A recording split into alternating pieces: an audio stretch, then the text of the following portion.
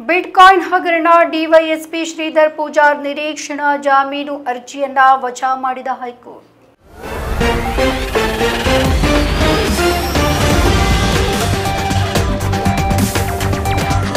ಕುಖ್ಯಾತ ಕ್ರಿಮಿನಲ್ಗಳನ್ನ ನಿಗ್ರಹಿಸಬಹುದು, ಆದರೆ ವ್ಯವಸ್ಥೆಯ ಒಳಗೆ ಇರುವವರನ್ನ ನಿಗ್ರಹಿಸಲಾಗದು ಎಂದು ಸೋಮವಾರ ಮಾರ್ಮಿಕವಾಗಿ ನುಡಿದಿರುವ ಕರ್ನಾಟಕ ಹೈಕೋರ್ಟ್ ಬಹುಕೋಟಿ ಬಿಟ್ಕಾಯಿನ್ ಹಗರಣದ ಸಂಬಂಧ ಸರ್ಕಾರಿ ಅಧಿಕಾರಿಯಿಂದ ನಂಬಿಕೆ ದ್ರೋಹ, ಆರೋಪಿಗಳಿಗೆ ಕಿರುಕುಳ ಹಾಗೆ ಅಕ್ರಮ ಬಂಧನ ಪ್ರಕರಣದಲ್ಲಿ ಪೊಲೀಸ್ ಅಧಿಕಾರಿ ಶ್ರೀಧರ್ ಪೂಜಾರ್ಗೆ ನಿರೀಕ್ಷಣಾ ಜಾಮೀನನ್ನ ನಿರಾಕರಿಸಿದೆ. ಇದರಿಂದ ಪೂಜಾರ್ಗೆ ಬಂಧನ ಭೀತಿ ಎದುರಾಗಿದೆ. ಉಪ ಪೊಲೀಸ್ ವರಿಷ್ಠಾಧಿಕಾರಿ ಶ್ರೀಧರ್ ಕೆ ಪೂಜಾರ್ ಸಲ್ಲಿಸಿದ್ದ ಜಾಮೀನು ಅರ್ಜಿಯ ಕಾಯ್ದಿರಿಸಿದ್ದ ಆದೇಶವನ್ನ ನ್ಯಾಯಮೂರ್ತಿ ಉಮಾ ಅವರು ಪ್ರಕಟಿಸಿದ್ದರು. ವಿಸ್ತೃತ ಆದೇಶ ಇನ್ನಷ್ಟೇ ಪ್ರಕಟವಾಗಬೇಕಾಗಿದೆ.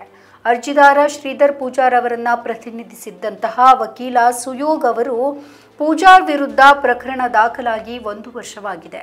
ಅವರು ಕ್ರಿಮಿನಲ್ ಅಲ್ಲ, ಡಿವೈಎಸ್ಪಿ ಶ್ರೇಣಿಯ ಅಧಿಕಾರಿಯಾಗಿದ್ದು ಕನಿಷ್ಠ 1 ವಾರದ ಮಟ್ಟಿಗೆ ಮಧ್ಯಂತರ ಜಾಮೀನನ್ನು ಮುಂದುವರಿಸಬೇಕು ಎಂದು ಕೋರಿದ್ರು.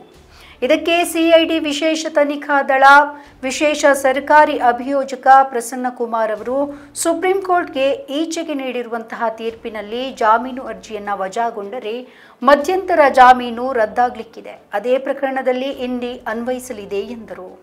ಒಂದು ಹಂತದಲ್ಲಿ ಪೀಠವು ಅರ್ಜಿದಾರ ಪೂಜಾರ್ ವಿರುದ್ಧ ಕುಖ್ಯಾತ ಕ್ರಿಮಿನಲ್ಗಿಂತ ಹೆಚ್ಚಿನ ಆರೋಪಗಳಿದೆ.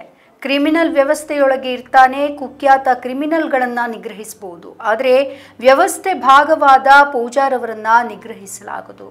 ಇದರಲ್ಲಿ ವ್ಯತ್ಯಾಸ ಗುರುತಿಸುವುದು ಅತ್ಯಂತ ಕಷ್ಟ ಎಂದು ಮಧ್ಯಂತರ ಜಾಮೀನು ಮುಂದುವರಿಕೆ ಕೋರಿಕೆಯನ್ನ ತಿರಸ್ಕರಿಸಿದ್ರು. ನಮ್ಮ ಈ ವಿಡಿಯೋ ನಿಮಗೆ ಇಷ್ಟ ಆದಲ್ಲಿ ಲೈಕ್ ಮಾಡಿ, ಶೇರ್ ಮಾಡಿ, ಕಮೆಂಟ್ ಮಾಡಿ ಮತ್ತೆ ಸಬ್ಸ್ಕ್ರೈಬ್ ಮಾಡಿ.